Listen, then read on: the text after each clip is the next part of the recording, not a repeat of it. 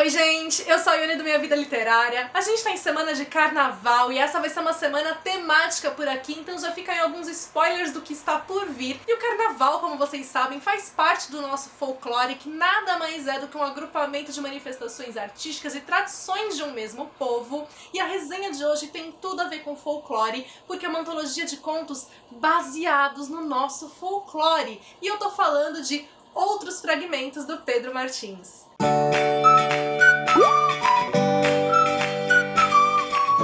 Saber mais do autor, poder acompanhar o trabalho dele, os links para as redes sociais estão aqui no box de informações. Outros Fragmentos está disponível para leitura no Kindle Unlimited e também para compra do e-book. Assim que o autor entrou em contato comigo, eu já achei a premissa bastante interessante, não só porque a gente está falando de contos que vão ser baseados nas lendas do nosso folclore, mas também porque a intenção desses contos é ir pro lado aí do terror, trazer algo mais sombrio pra gente. Quem me acompanha sabe que eu não sou uma pessoa assim muito do terror. É um gênero que é difícil de eu entrar no clima, sabe? Mas eu fiquei curiosa por essa proposta, não resisti e o resultado foi excelente, porque eu adorei o trabalho do Pedro. Eu não vou dizer aqui pra vocês quais são as 9 lendas nas quais ele se baseou, nem vou trazer a premissa de cada um dos contos, porque a gente tá falando de 9 histórias diferentes, então eu optei por falar aqui de maneira geral das minhas impressões, que eu acho que vai ser uma forma muito mais positiva de vocês poderem apreciar um pouquinho do que a história traz pra gente. Como eu mencionei, então, a gente tem 9 contos aqui,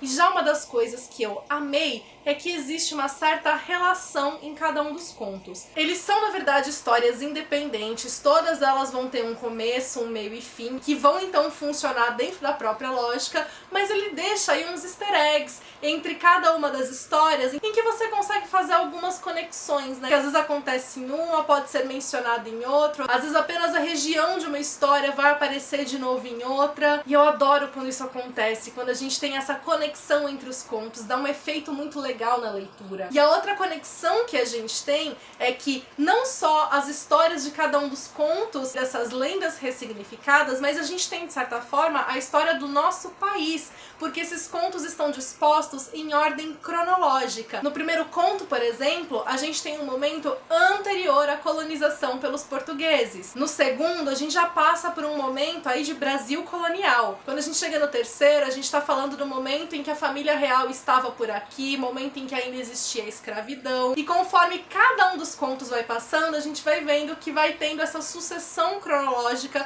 e o autor foi extremamente habilidoso em colocar detalhes em cada uma dessas histórias pra gente conseguir se situar no tempo. Então não é algo assim, ó, marcado na cara pra gente saber que época tá lá. Ele coloca de um jeito muito bem colocado pra trazer essa informação pra gente. E os contos acabam tendo, então, esse pano de fundo histórico, político, social, em que a gente consegue sentir a conjuntura ali dos fatos. O último conto, por exemplo, se passa aí, acho que em 2017, 2018, eu não lembro qual foi o ano, mas foi o ano que a gente teve a ocupação nas escolas pelos alunos, em forma de protesto durante o governo Temer. Então eu gostei demais de ter essas localizações históricas aí, porque, enfim, como eu mencionei, é uma forma de contar um pouco da nossa história como país. Pela questão narrativa também, o autor acaba sendo bastante versátil, porque ele mistura diferentes tipos de narrativas para trazer as histórias. Então, às vezes a gente vai ter narrativas em primeira pessoa, às vezes narrativas em terceira pessoa, às vezes ele sai da narrativa convencional para utilizar uma outra estrutura de texto. Então a gente tem a narrativa epistolar, né, que é contada em formato de cartas,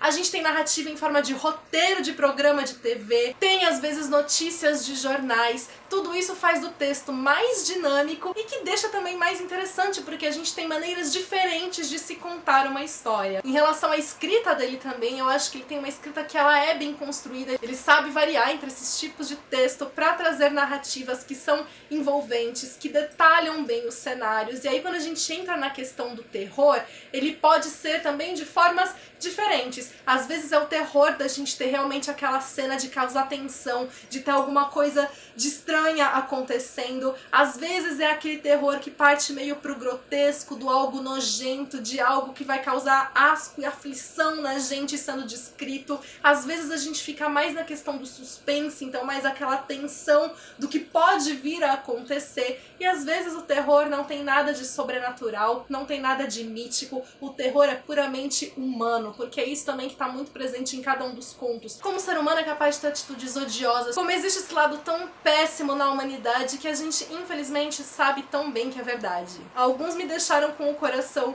muito apertado, com cenas que foram bem angustiantes. Existem algumas cenas também aí de bastante violência, então fica o aviso de gatilho, de conteúdo sensível nesse sentido. Então, mesmo eu não sendo uma grande fã do terror, eu consegui entrar na atmosfera dos contos, até porque a gente tá falando de histórias que são mais curtas, então que elas têm uma maior probabilidade de causar impacto, justamente porque tá tudo ali, né, agrupado num pequeno espaço de texto, de páginas. E aí a gente chega na questão da ressignificação das lendas. Tiveram algumas que foram mais difíceis, né, de eu reparar a qual lenda ele estava se referindo. Outras são bem óbvias, ficam bem na cara. Algumas eu só fui perceber ou na metade ou no final do conto. E aí eu dava aquele gritinho empolgado, porque é muito gostoso quando a gente reconhece o que o autor tá fazendo. E ele trouxe então desenvolvimentos criativos também para essas lendas, a maneira de como ele trabalhou cada uma delas. Muitas das histórias me surpreenderam, né, pelo desfecho. Nem sempre a gente vai falar de desfechos felizes, em que tudo fica bem, até porque, vamos ser sinceros, né, nem combina com o estilo da antologia como um todo, não é bem esse propósito. Mas que, no geral, me proporcionaram uma leitura que foi bastante cativante, uma leitura gostosa de se fazer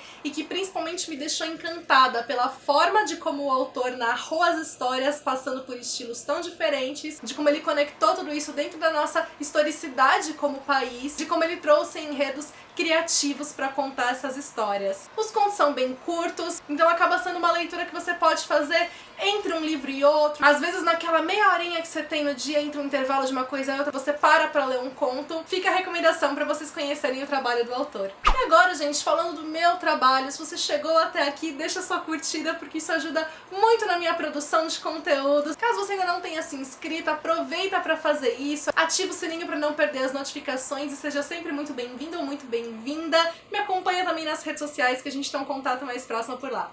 Beijos pra todo mundo, até o próximo vídeo.